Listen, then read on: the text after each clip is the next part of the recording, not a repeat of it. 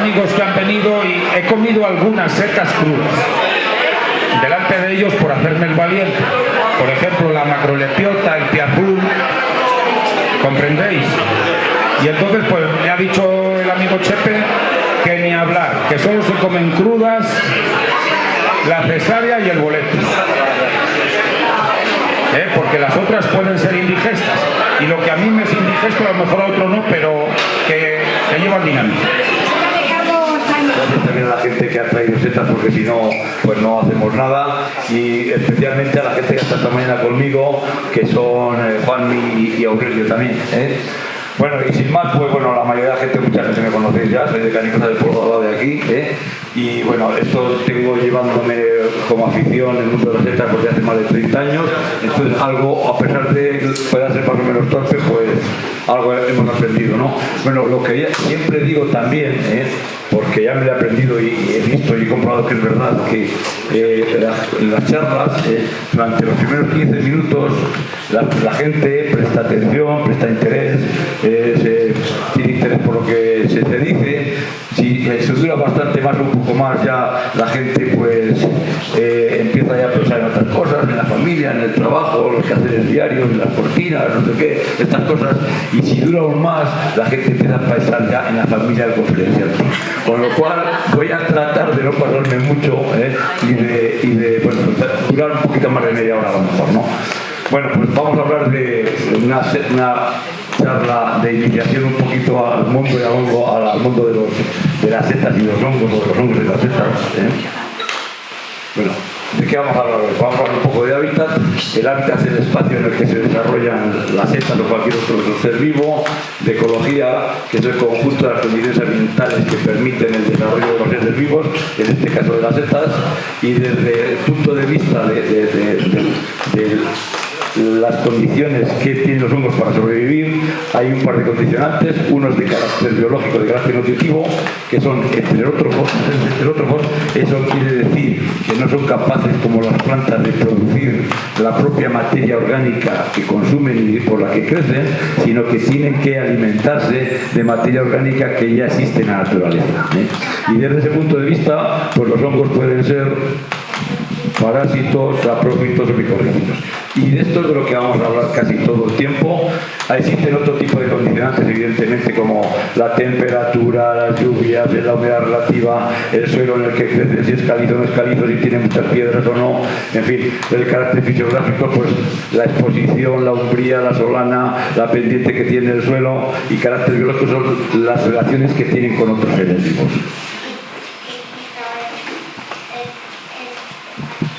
Bueno, hemos dicho que vamos a hablar de los condicionantes desde el punto de vista nutritivo, que pueden ser parásitos. Los parásitos son los que evidentemente se desarrollan sobre otros seres vivos. Fundamentalmente son sobre otros árboles o sobre otras plantas, pero hay excepciones también.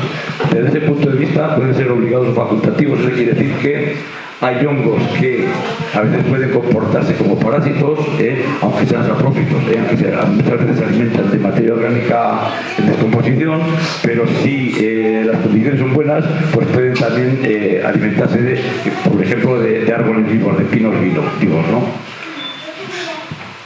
A veces los parásitos, si se cargan a los sedantes y no son capaces de matar a la planta sobre la que crecen, luego pueden morir ellos también. Entonces se dice que en ese caso pues serían suicidas, ¿no? Hay otros que no, hay otros que se cargan a los sedantes y pueden seguir viviendo de forma saprófita o trasladarse a otro sedante y seguir viviendo de ellos. La forma de desarrollarse y la reproducción que tienen estos hongos pues puede ser por esporas.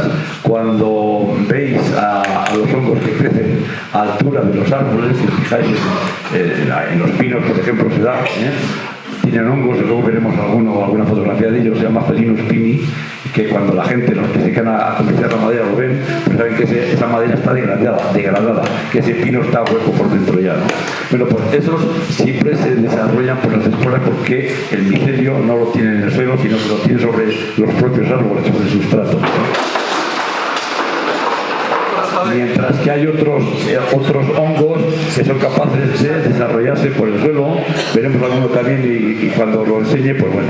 La lluvia en estos hongos parásitos no es factor limitante porque se alimentan de árboles vivos y entonces la savia que corre por los árboles no necesita, les da igual que llueva que no llueva. De hecho, muchos crecen en verano cuando más calor hace. Bueno, desde este punto, hay hongos que crecen sobre hongos, que parasitan otros hongos. En este caso, no voy a hablar de los nombres científicos, simplemente ahí los tenéis ahí. Luego, si queréis preguntarme sobre alguno en concreto, lo hacéis, pero yo creo que son muchos nombres y muy difíciles, con lo cual no voy a ni a comentarlos. Es un hongo que crece sobre todo sobre rúsulas. El ejemplar, esa masa negruzca que veis ahí, es una rúsula que tenemos en la exposición, que se llama rúsula nígrica, y este otro hongo que puede medir como mucho un par de centímetros, pues crece sobre ellos y lo descompone. Otro que crece sobre otros hongos es el Xerocomus parasiticus, que crece sobre escleroderma. Este hongo que veis por aquí es el escleroderma, y este hongo crece siempre sobre otros cuerpos fructíferos. Otra clase de hongo parásito, que en este caso parasita a estos hongos de aquí, que son subterráneos, hipogeos, y otros hongos que crecen en este caso sobre estas masas blancas que veis aquí, son larvas de insectos. Hay muchos hongos de Cordyceps militaris también, que por ejemplo parasita a la floracionaria del pino. Bueno, pues en este caso otro hongo también que parasita a otras larvas de otros insectos. Y este es el hongo que es muy frecuente, se venga en masas de pinos envejecidas por ahí, que crece sobre los pinos y crece pues a partir de una altura de un par de metros por lo menos hacia arriba, ¿no? Y cuando los ves, pues aquí lo tienes, este pino totalmente parasitado por ese hongo, y este pino lo conocí vivo, y al cabo de año y medio, 2 años, pues el pino estaba muerto ya, ¿no? Era un pino ya muy viejo, y bueno, pues al final el hongo lo mató. Este es otro hongo que casi siempre veo sobre pinos muertos, sobre árboles muertos, pero algunas veces, y en este caso es curioso, mira, cuando el árbol estaba en pie, esta es la sección longitudinal del pino, desde las raíces a la copa, pues creó este cuerpo fructífero, este hongo, y sin embargo cuando se cayó al suelo, como siempre tiene el himenio, que es la parte que produce las esporas paralela al suelo, pues creó este otro. Este es un hongo que crece en robles, que crece y fructifica cada 2 años y que crece, yo lo he visto casi siempre en verano, en el mes de julio y el mes de agosto. Fijaros la humedad que tiene en esos meses, que exuda humedad por todas partes. Siempre suele estar en las bases de los robles viejos. Esta especie es casi exclusiva de las hayas. Es una especie muy fotogénica, muy bonita. Yo tengo fotografías muy chulas de ella. Y casi siempre la he visto también en hayas, en troncos de hayas muertas en el suelo, pero en este caso estaba también sobre una haya viva, Armillaria medea. Bueno, Armillaria son todos un género, hay varias especies que son todas parásitas de árboles forestales. Ayer vi alguna, pero no la cogí, digo, bueno, habrá alguna por la exposición y no hay ninguna, pero bueno. Armillaria medea es el hongo que más daños produce en los bosques. Los corros de pinos secos que ven por ahí, la mayoría de esos están provocados por este hongo. Y este hongo sí que es capaz de desarrollarse y transmitirse por el suelo. Estos son los cordones, estas cosas negruzcas que veis aquí, son los cordones miceliales que crea, y ahí pues va de un árbol a otro, de otro árbol a otro, entonces a veces es difícil paralizar la infección que provoca, ¿no? Aunque en este caso pues estaba en un hielo. Bueno, hemos hablado de los hongos parásitos y vamos a hablar un poquito de los saprófitos. Los saprófitos ya son los que viven sobre materia orgánica ya muerta, en descomposición. Primero el árbol se muere y después ya a los troncos de los árboles muertos, troncos o cualquier otro tipo de materia orgánica, ¿no? Que lo vamos a ir viendo también diferentes clases de hongos saprófitos. ¿Qué hacen? Pues estos hongos lo que hacen, la masa miceliar libera unos compuestos químicos que se llaman enzimas, que disuelven la materia orgánica, la celulosa y la lignina, que son los componentes de la madera, y después de disolverla son capaces de absorberla y alimentarse de ella. bueno, los que crecen en un tronco pues imitan al tronco, como cuando viven en esporas son capaces de colonizar otro tronco, pero los que viven en el suelo, alimentándose de la materia orgánica del suelo, pues son capaces de prospectar volúmenes de terreno grandes, ¿no? Una forma de crecimiento especial, ahora lo veremos algún ejemplar también. Bueno, pues ¿dónde pueden crecer estos? Pues en prados y pastizales, las enderrueras, por ejemplo, son hongos saprófito, sobre madera, sobre restos, todos esos que hemos visto por ahí, hay alguno ahí también, Pictoporus metulinos que crecen solo sobre madera de abedul. Cosmopolitismo y exclusividad. Eso quiere decir que hay hongos que están especializados en descomposición casi exclusivamente de madera de un árbol concreto, como ese que se ha mencionado, por ejemplo, que siempre está sobre troncos de abedul, no coloniza otro tipo de árboles, y sin embargo hay otros hongos que son capaces, como Fomes comentario, por ejemplo, que es capaz de colonizar y degradar madera de muchos árboles diferentes, de muchas especies de árboles diferentes. Luego, vamos a ver ejemplos de ellos, veremos fotografías de ellos, son capaces de crecer sobre piñas, hay especies que les gustan los fuegos y los restos de hogueras y por ahí, hay especies que se desarrollan sobre turberas, hay especies, muchas especies que se desarrollan sobre excrementos de animales, los vamos a ir viendo. Bueno, casi todos descomponen materia orgánica de origen vegetal, pero hay alguno como este, que es Onychena equina, que descompone, en este caso era un casco de caballo. Esto que veis aquí es el medio círculo que tiene un casco de caballo, aunque también puede colonizar y reproducirse y criarse sobre, esto es un cuerno de oveja, una asta de oveja. Y la seta de gato, ¿no, Chepe? Que también es saprófito. Sí, la veremos también, vamos a ver que crece sobre los cardos borregos, sí. Pero en este caso estamos hablando de un hongo que descompone materia de origen animal, origen equina. Bueno, saprófitos de prados y pastizales, hongos que descomponen materia que hay en el suelo. Como curiosidad, los corros de brujas que lo hemos mencionado antes, cuando para el desarrollo de los hongos tienen que combinarse dos o más esporas de diferentes ejemplares de hongos, de varias especies. Cuando se juntan en un sitio, lo que empiezan es a echar cordones miceliares, raicillas, inflorescencias blancas en general, pero hay otros colores también, y a partir de ahí va expandiendo y va creciendo de forma más o menos circular, a veces forma círculos concéntricos y círculos perfectos, como en este caso, ¿no? Que el color de la hierba cambia, igual que pasa con los famosos perrechicos o los manzarones que los llamamos aquí, también puede llegar a formar, si la materia orgánica que van descomponiendo fuera homogénea, los círculos serían casi perfectos, ¿no? Pero a veces pues bueno, hay discontinuidades y los círculos acaban rompiendo también. Este es la ciruela, que la veis por ahí, el perrechico. Los perrechicos, bueno, ya sabéis que a veces cogerlos, ¿no? Hay que arrastrarse y arañarse bien las manos y las muñecas para cogerlos. Los champiñones son todos saprófitos.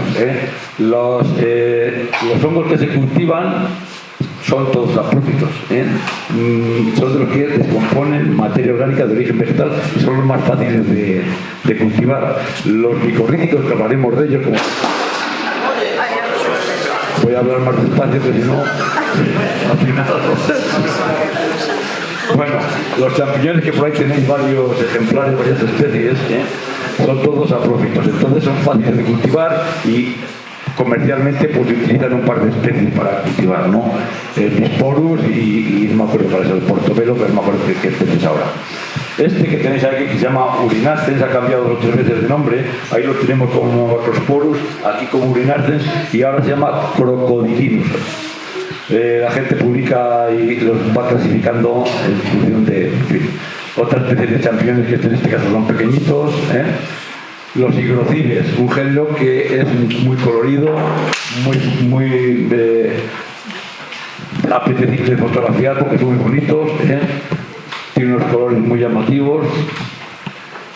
Este género también es saprófito entero, ¿no?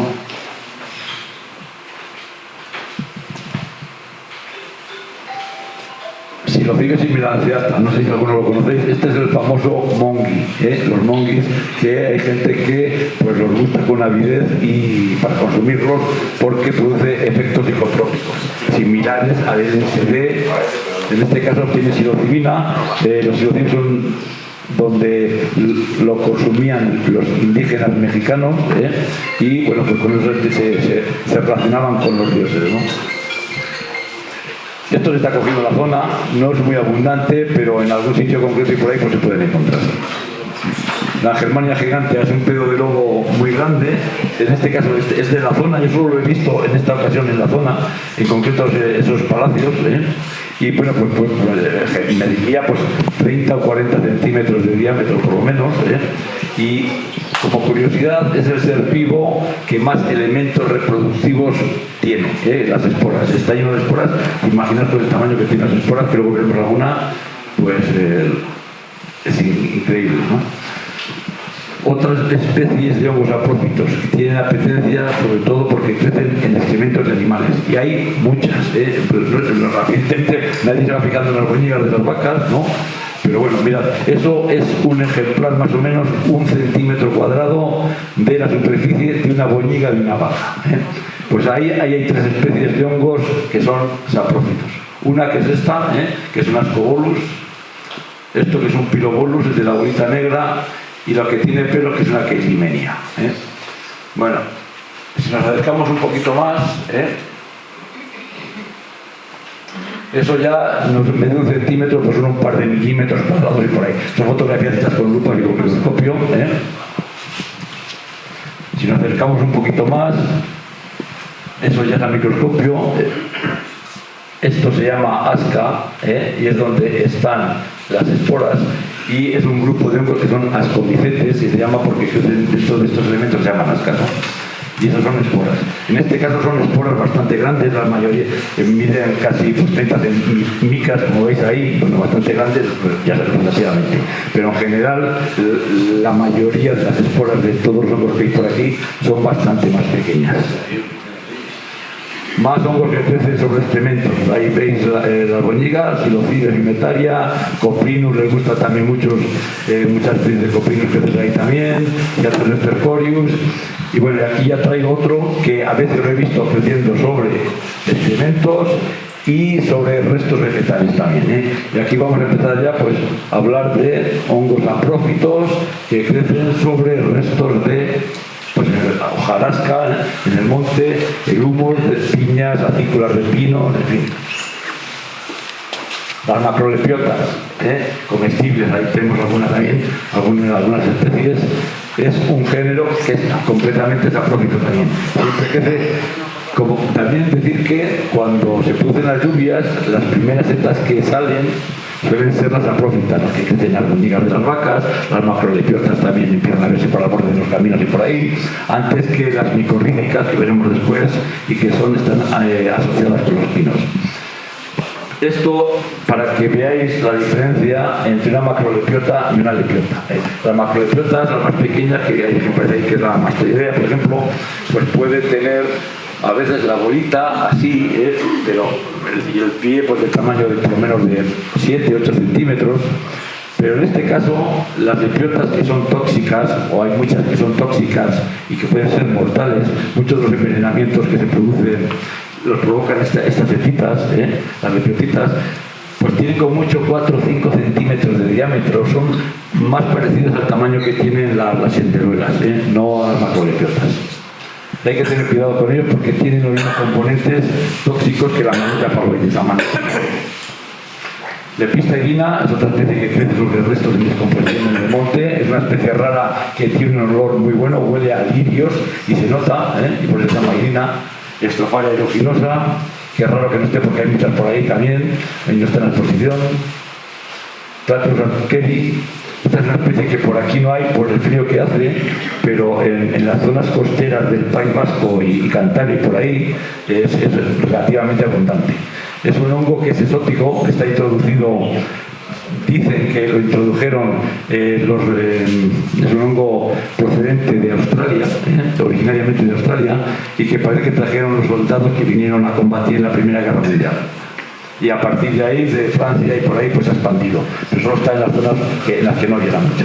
Aquí tenéis la seta de cardo, Pleurotus elingi, que crece sobre el cardo, sobre las raíces muertas del cardo corredor el año anterior, que es frecuente en zonas calizas.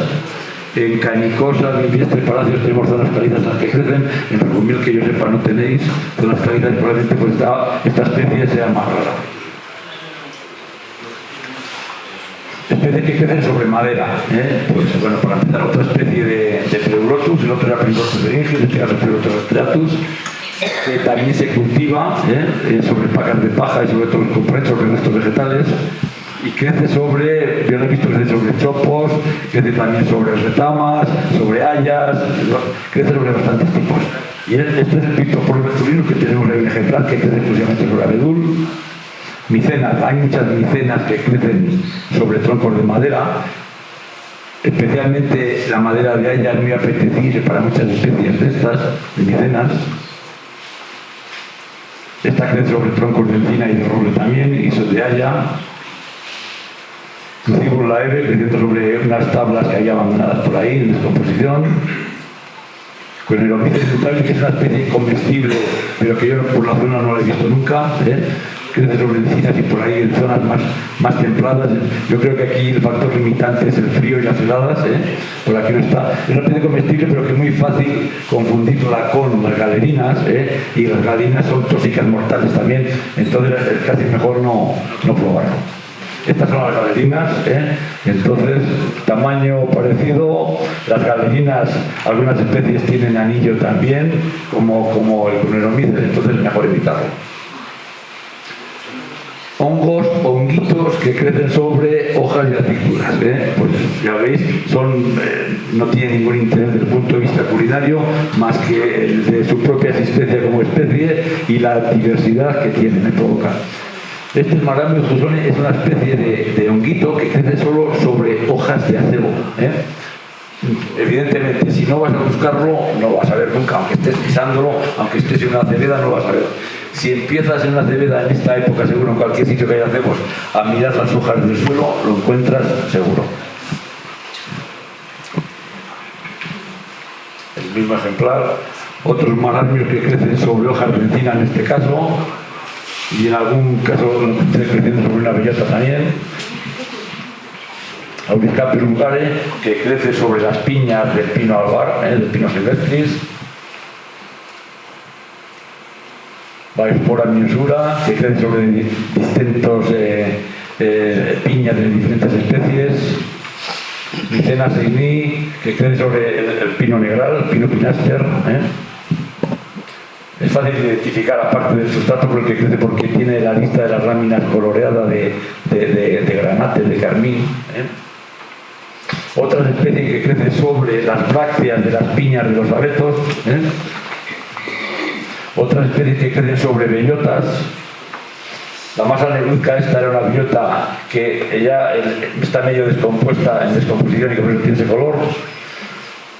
Pasamos a otro tipo de hongos saprófitos, a hongos que tienen apetencia por, digamos, sustratos calinos. Entonces, cuando se producen incendios o cuando haces una hoguera en el monte o sitios de que antes se hacían repetidamente hogueras, bueno, hacíamos las hogueras por las chuletas en la zona de Revenga o por ahí, que siempre se hacían en el mismo sitio, pues ahí crecían hongos dedicados a estas cosas. Y hay especies muy interesantes, como esta, como las colmenillas, que cuando hay incendios en grandes superficies, pues esto, un incendio que hubo hace 20 años en Castellón, yo conocía a un amigo de por ahí cerca, se enteró de que estaban saliendo y allí no las conocía todavía nadie, no las recolectaba nadie y crecían de forma masiva, ¿no? Luego la gente ya está mirado y cualquier incendio grande que hay por ahí, pues ya las prospecta. Incluso en noticias de internet y por ahí he visto que en muchos sitios, en Chile por ejemplo, había noticias y campañas previniendo el que la gente no provocara incendios en los bosques para coger el año siguiente las colmenillas, ¿no? Pero es una salvajada evidentemente hacer eso, porque las coges un año y luego ya no vuelves a verlas hasta que el bosque se adulto otra vez, ¿no? Bueno, pues esta colmenilla crece casi exclusivamente sobre bosques incendiados y zonas incendiadas, ¿no? Hay otras especies de colmenillas, en España hay unas 30 y tantas especies, 36 o 37 especies diferentes que crecen sobre otros sustratos, casi crecen exclusivamente en primavera, durante el mes de abril-mayo. Y bueno, para que veáis, pues había muchísimas, eran abundantísimas. Otra especie que crece sobre esta está hecha en revenga, esta fotografía hace muchos años, igual hace más de 25 años, sobre las hogueras que había por ahí entonces. Más especies que crecen sobre esta. Y bueno, aquí un caso especial de una especie que es exótica también, pero que cuando alguien compra plantas ornamentales y de origen tropical y por ahí, entre la turba que le acompaña, esto es el borde de una maceta, se llama Leucocopinos bimbaumi, es una especie muy vistosa como podéis ver ahí, y que en cuanto se muere, se crece, se desarrolla, no la vuelve a crecer el primer año que compran las macetas, pero no es raro, yo lo he visto unas cuantas veces, es un fenómeno que se produce cuando compras plantas tropicales por ahí, pues con relativa facilidad. Otro hábitat concreto de muchas especies aprófitas son las turberas. Las turberas, pues ya sabéis, son sitios húmedos, siempre tienen humedad, en el que se acumula mucha cantidad de materia orgánica. De hecho, sabéis que la turba se usa para, como compost, para facilitar el crecimiento de otras zonas y para guardar la humedad, ¿no? Porque no se llega a descomponer, son muy ácidas y no se llega a descomponer. Bueno, pues ahí en la zona tenemos unas cuantas turberas de estas, crecen especies que solo se dan ahí, ¿no? Como esta, algún tipo de higrocile también, y folomas concretos como este, veis los musgos que se crecen en las turberas, en las zonas muy húmedas. Cantareus luterces pues puede crecer a veces en el monte, pero muy frecuente en los arroyeros, donde existe este tipo de musgo y en las turberas también. Y, a ver, pasamos ya a los hongos micorrízicos. Dejamos a los hongos aprófitos y vamos a hablar de los hongos micorrízicos. ¿Qué son estos? A ver, mirad. Las micorrizas son unas asociaciones que se producen entre los hongos y muchas plantas, muchísimas especies de plantas. En las zonas templadas, casi todos los árboles que hay, todas las especies que hay, son micorríficas. Las micorrizas son unas estructuras que crean los hongos. El micelio de los hongos envuelve a las raíces de los árboles, a la raicilla de los árboles, penetran dentro de las raíces. Hay muchas clases de micorrizas, pero bueno. Y a través de ahí lo que hacen es intercambiar elementos químicos y sustancias. Los hongos proporcionan a los árboles agua y sales minerales, y los árboles proporcionan a los hongos savia elaborada, que son hidratos de carbono. Los hongos se alimentan de la savia elaborada que producen los árboles, y con lo cual es una relación que es beneficiosa tanto para los árboles como para los hongos. ¿Qué ventajas le produce esto a los árboles? Porque los hongos tienen mucha mayor capacidad de prospección, grande volumen en el terreno, más que las raíces de los propios árboles, con los cuales son capaces de llegar más lejos y absorber más cantidad de agua y de sales minerales. Hay hongos que son exclusivamente micorrízicos, todos los lactarius, la mayoría de las especies que tienen apetencia gastronómica y comestible son micorrízicos. Los lactarius, los boletus, las trufas, muchísimos. Hemos visto antes que la seta de cardo, por ejemplo, no, o el perrichico no, pero la mayoría, como veis ahora, son todos micorrízicos. Están todos asociados con los árboles, por eso crecen en los bosques, ¿no? Cuando queremos coger boletos, ¿dónde vamos? Tipos de micorrízicas hay muchas, no voy a hablar de ellas.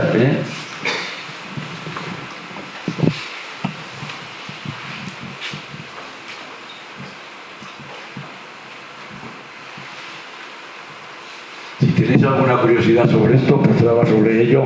Yo creo que son cosas más ligadas a las matas de los árboles y que en fin. Las amanitas es un género casi completamente micorrífico también. Hay algunas especies que no son, que son saprófitas, pero la mayoría son micorríficas.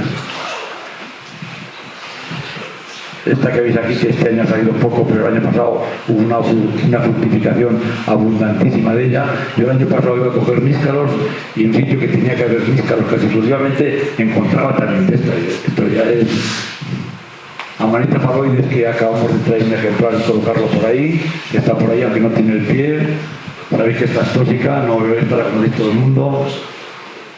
Los boletus, aéreos, edulis, estivalis, Tilopilopelius, que es una especie que se parece a boletus estivalis, pero que es amargo, aunque fácil confundirse con él. Cortinarius, que hay unos cuantos por ahí también, es una especie exclusivamente micorrífica. Y Hygrophorus marzuelos, es el que crece en invierno y el comienzo de la primavera, también es micorrífico. Todas las especies de Lactarius. Hay Lactarius que, como deliciosos, la sección está en Europa únicamente ligada a los pinos, a las especies resinosas, en contraposición contra las frondosas. En América hay alguna especie que crece ligada a robles y pinos también, pero en Europa todas las especies de esta sección, que hay 7 u 8 especies diferentes por lo menos, aquí teníamos 2 o 3 especies, son ligadas siempre a pinos o a abetos o a píceas o a laris o tal. Y en este caso el Lactarius está asociado exclusivamente a sauces. Rúsula antracina, son rúsulas que al roce ennegrecen, rúsulas también enteramente micorrífico. Muchísimas especies, los cantareros también son micorríficos.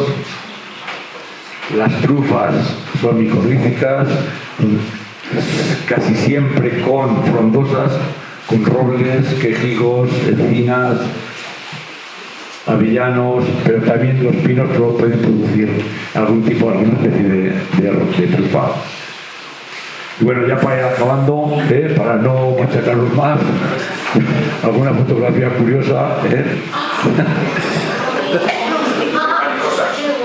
Justo. Era mi tía. Luego, bueno, pues noticias de la prensa que cuando a ver quién es el más grande, en fin, ¿no? Y que no sabe lo que dicen, Dice, el seno veriforano, un magnífico ejemplar de licoperdón. Y eso no son licoperdón, evidentemente. Cuando veis cosas en la prensa no veis mucho de ellas, Bueno, y nada más, muchas gracias por venir, por aguantarme. Dentro de esto.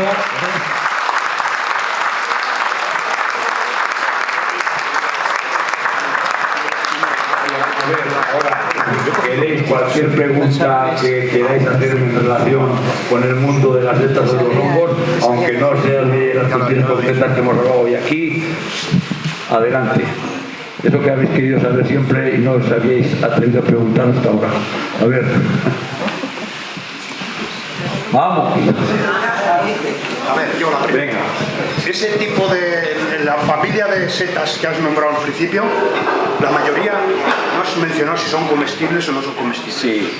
A ver, la mayoría de las setas no son tóxicas, pero tampoco tienen ningún interés gastronómico. Te digo que es que como es mejor comer miga de pan o cualquier otra cosa que setas, que merezcan la pena, pues hay como mucho. A ver, champiñones, pues dentro de los champiñones hay muchas especies diferentes que se pueden comer. Hay alguna que es tóxica también, aunque no hay ninguna que sea muy peligrosa. Pero entre los lactarios, pues hay otras, te he dicho 7 u 8 especies que tienen el látex de color naranja también que se pueden comer.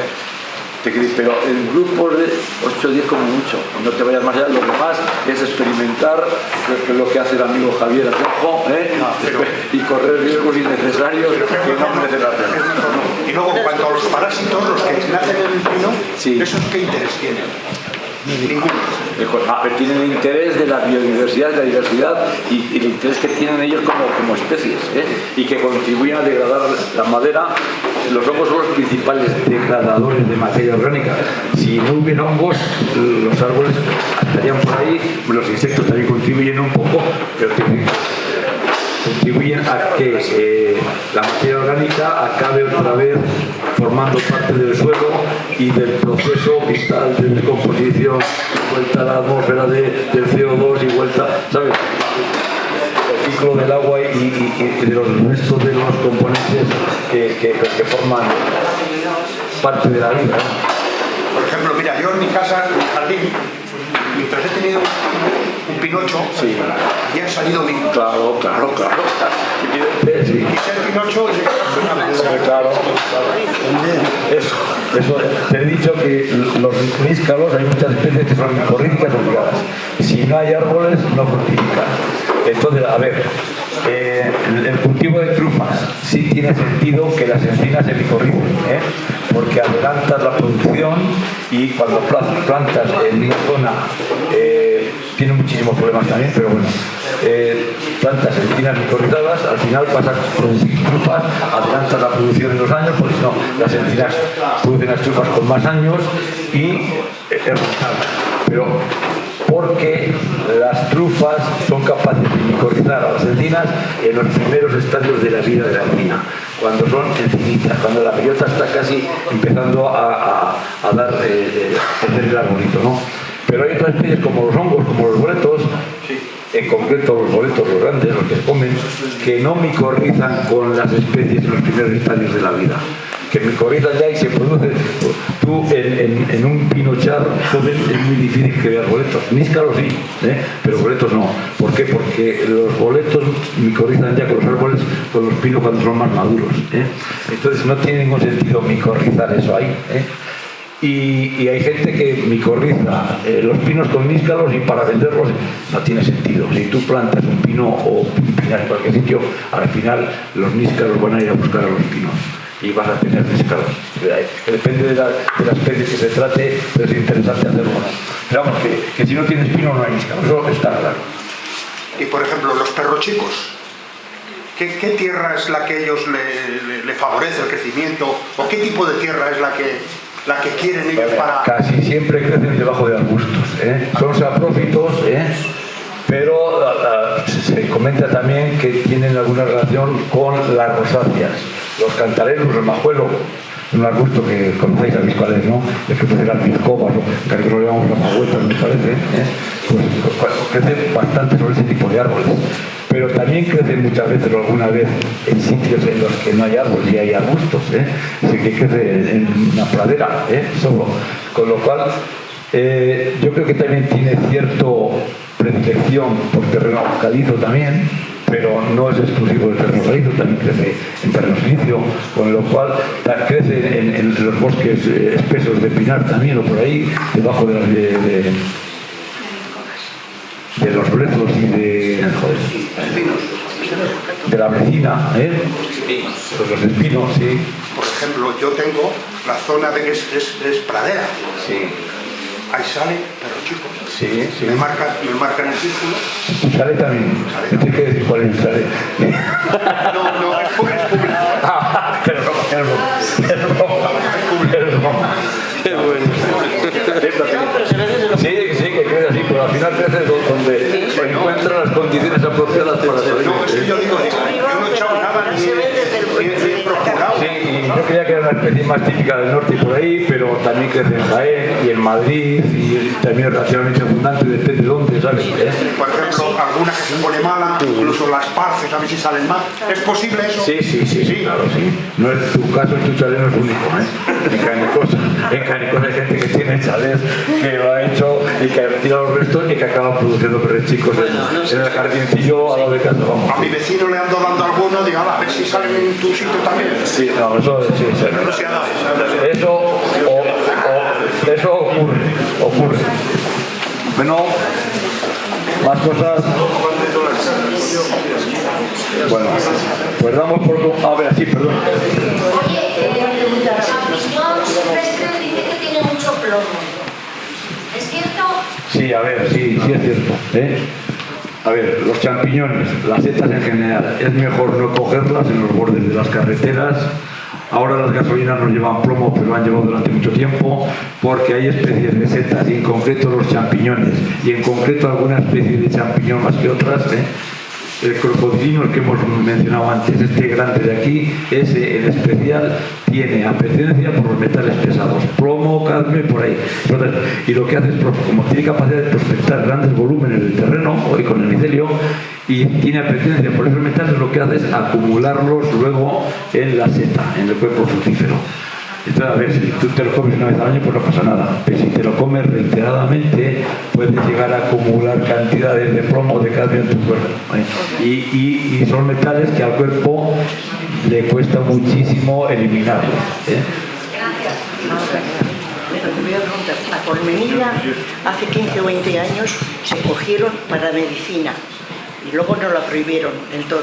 Esa es venenosa o no. A ver, sí, es una especie que no he traído foto, pero no es la colmenilla, son las giromitras. La cagarria, sí. Eso es del género giromitra. Podéis buscarlas en internet, en el móvil. Giromitra, hay varias especies, gigas, suculentas y otras por ahí. A ver, esas desecadas no son tóxicas, la gente se las come y asume riesgos. Yo no asumiría riesgos ya ni secas, ni secándolas. Pero está comprobado que hay gente, por lo menos, que le ha llegado incluso a producir la muerte, que se han producido intoxicaciones mortales. Hablaban de que tiene un componente termolábil, que cuando las estás cocinando, cuando alcanza una determinada temperatura, 70-75 grados, se evapora, y que cocinadas tampoco, pero no merece la pena correr riesgos, evidentemente. Es que entonces Crecen en primavera también con las colmenillas, pero no son colmenillas. nos las mandaron a coger para medicina y luego nos las quitaron de repente porque salieron unas arañas grandísimas y en cuanto se marchaban las cajas del pasillo, se marchaban las... Sí, como están huecas, pues puede que dentro haya...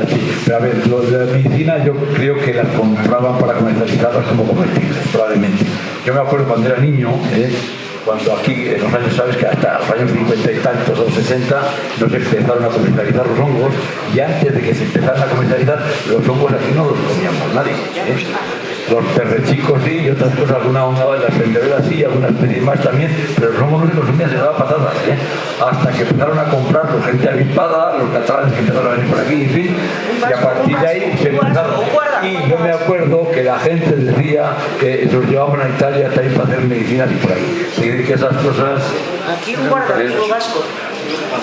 Pues muchas gracias, está claro. Sí, la información. La información de... Más cosas... ¿Y la seta de los caballeros, qué pasa con ella?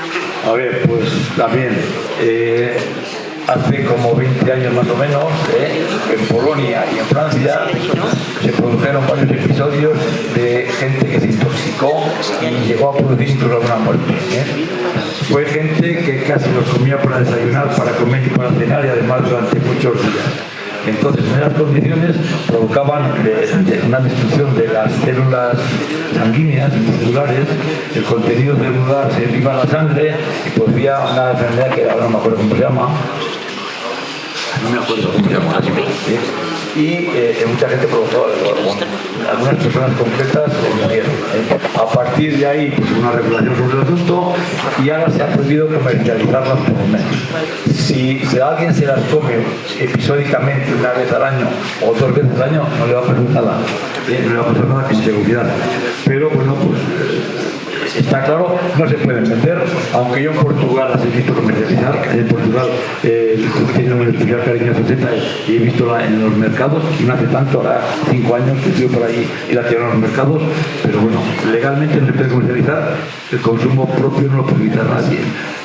Yo no correría riesgo, evidentemente, tampoco es una letra que, en fin. La humedad que hay, por ejemplo, hay y en la provincia de Alicante no hay. Claro, sí. Los pinos de allí hay pinos, pero no llueve. Sí. ¿Qué pasa? A ver, la especie de pino de Alicante es diferente. El terreno es calizo, pero en Palma de Mallorca o en Mallorca, las Islas Baleares, que la especie de pino es la misma, sí que hay níscalos, sí que crecen níscalos. En Alicante, sí, el pino alepensis se llama pino carrasco, que es el pino que crece en las áreas salidas de Levante y de Baleares y de Cataluña. Ahí sí que crecen níscalos. Se necesita la humedad. Sí, claro. A ver, si no llueve, evidentemente aquí cuando no llueve tampoco salen. Cuando son veranos y otoños secos, puedes coger alguno en humedales concretos, en bordes de arroyos, pero si no tampoco los coges. Entonces, si en Alicante lloviera con regularidad durante un verano o durante un otoño de forma prolongada, sí que se cogería y se en noviembre. Claro, en noviembre, en diciembre, en Andalucía pasa lo mismo. En Andalucía que hay también otras especies de pino y pino alepensis también. Pero tiene que ser un pino concreto. A ver, pinos concretos crean especies de hongos concretas también, aunque haya también cosmopolitismo. Deliciosus crecen muchas especies de pinos y en otras especies por ahí. Y hay especies en terrenos, los pinos que crecen en terreno calizo crean especies concretas también. En Baleares se llama gatasang, que es, Nosotros llamamos. sí, pues que tiene la sangre, el látex de color rojo en vez de color naranja, que es Lactarius semisanguifus, y que la gente la aprecia más. Aquí no hay uno de esos. Aquí no hay Lactarius sanguinarius. Sí. El sanguifus no, semisanguifus sí que hay. El que se pone verde enseguida y de hecho hay alguno por ahí. De hecho hay alguno por ahí. Gracias. Venga. Las vículas, boletus, ¿crecen del tirón o es un proceso gradual? A ver, ¿qué me quiere decir con del tirón? No sé qué me quiere decir. El tirón, según salen, el tamaño que cogen. Sí, a ver, sí, eso es alguien que dice todo el mundo lo dice, Pues yo estuve aquí ayer y no, joder, lo busqué muy bien y tal. No, a ver, los hongos pueden crecer muy de forma rápida, porque no crecen por división celular, sino que crecen por inflamiento casi. Primero crean las células y luego se inflan. Pero eso, lo normal, alguna vez lo he explicado también por ahí a la gente, es que pase lo contrario, que tú veas un hongo y lo dejes para cogerlo más y que vayas al día siguiente y no haya crecido nada, y lo veas igual y lo sigas haciendo igual. Yo he visto algunas fotografías de desarrollos de hongos concretos y los he visto al cabo de una semana crecer de pequeñitos hasta ese adulto, hasta que tienen larvas y acaban descomponiéndose por los insectos. Lo otro, en una noche no lo he visto, ni en vídeo ni nada, con lo cual Hay una idea de que es más fácil que la gente no lo ve. No, eso es imposible. Desde luego hacer pop, no. Que fuera, dices, en una hora. ¿cuántos hemos ido al monte? Hemos visto un chiquitín de este para mañana. Y sí, vas y está igual.